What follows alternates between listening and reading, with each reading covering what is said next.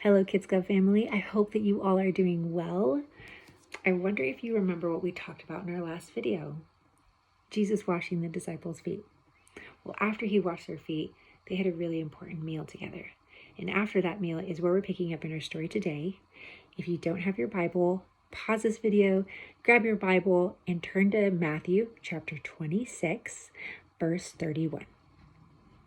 Okay, so Jesus has an announcement. And he tells the disciples, tonight, you will all abandon me. What? Jesus, everything was going so well this evening. You washed our feet. That was really nice. And then we had this meal that was kind of confusing, but I mean, we're all together, so that's great. And now you're telling us that we're going to abandon you? Peter, of course, gets really upset that Jesus would even consider that. And he says, not me. I will never leave you, Jesus. But Jesus knows all things. And so he tells Peter, before the rooster crows to greet the morning, you will deny me 3 times. Peter denies that. He says, I'll die with you before I do that. Well, they continue on their way and they go to the Garden of Gethsemane. Now, I want you all to be thinking throughout this story, who is in charge and who do we put our trust in? Okay. So they're in the garden, and Jesus tells the disciples to pray. But they've been walking all day, and their bellies are full, and they're tired. So while Jesus is off praying, they all fall asleep. Now, Jesus knew that his enemies wanted him dead, but he also knew that dying was part of God's plan. He prayed to God, and he asked God to show him another way. But he continued from that prayer and he says, otherwise I will do what you ask. Even fearful of what was to come, he still said, I will do what you have planned for me to do. So after praying, he comes back to the disciples, and it's now the 3rd time that he's come to the disciples, finding them asleep. And he is so mad at them. They're supposed to be praying. They are going to come into some really hard times. They need to pray.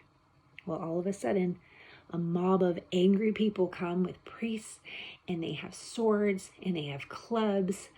And out of this angry mob of people walks out Judas. And he comes up to Jesus, and he greets him. It wasn't a high five. It wasn't a fist bump. He came and he kissed him on the cheek. And that was to signify to the priests of who he is.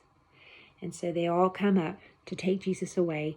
And as they're doing so, one of the disciples pulls out his sword and cuts off somebody's ear. This upsets Jesus. And he tells that disciple to put the sword away. And so reading from verse 53, he tells him, do you think that I cannot call on my Father? And he will provide me here and now with more than 12 legions of angels.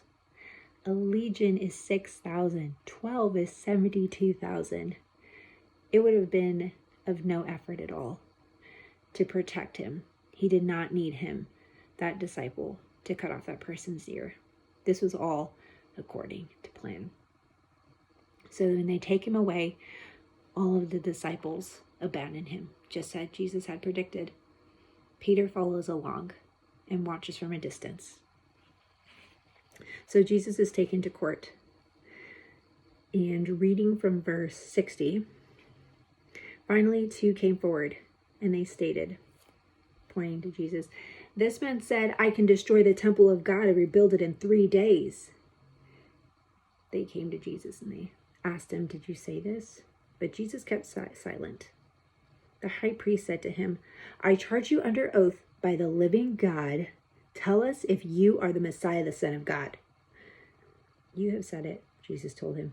But I tell you, in the future, you will see the Son of Man seated at the right hand of power and coming on the clouds of heaven. Oh man, this infuriated the priest so much, he ripped off his clothes. See, now you've heard the blasphemy. What is your decision? And they answered, he deserves death. So they spat on his face, and they beat him, and they slapped him. Now Peter was outside in the courtyard. He was watching all of this. And a girl approached him. And she said, "You were with Jesus, the Galilean too." But he denied it in front of everybody. "I don't know what you're talking about." Then he continued, and a woman came up to him and said, "This man was with Jesus the Nazarene." And again he denied with an oath, "I do not know that man." He continues, and more begin to ask him, "You really are one of them, since even your accent gives you away." He is so mad at this point. He says, "I don't know the man." Immediately, a rooster crowed. And Peter remembered the words Jesus had spoken. "Before the rooster crows, you will deny me 3 times." And he went outside and wept bitterly. Now, thinking back on this story was a complete mess. They get to the garden and they're supposed to pray, but all of the disciples fall asleep. And then out of nowhere, somebody that they were supposed to trust, Judas, betrays Jesus. And then a man's ear gets cut off, and then Jesus is taken to court, and then Peter denies Jesus 3 times. Where is the purpose in all of this? I think within all of the mess, it's to find meaning. That Jesus is still in charge. It was all according to his plan to die for us. He knew that what he needed to do, and he didn't need us to get in the way. And so,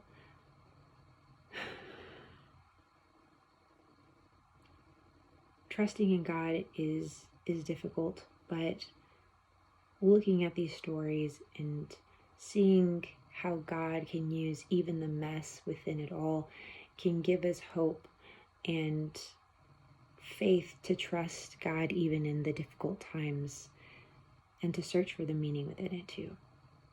And so I would ask you all to pray during these difficult times the way that Jesus prayed. He was afraid. He was anxious, so anxious that beads of blood came down like sweat from his head. He was so afraid. And so if Jesus could be afraid and he prayed, then we should be doing that too, praying for ourselves and praying for others. And so that is what I just encourage you all to do during this time. So next week, I will not be leading the lesson. Miss Jennifer will be leading it. And so until then, I'll see you all later. Bye.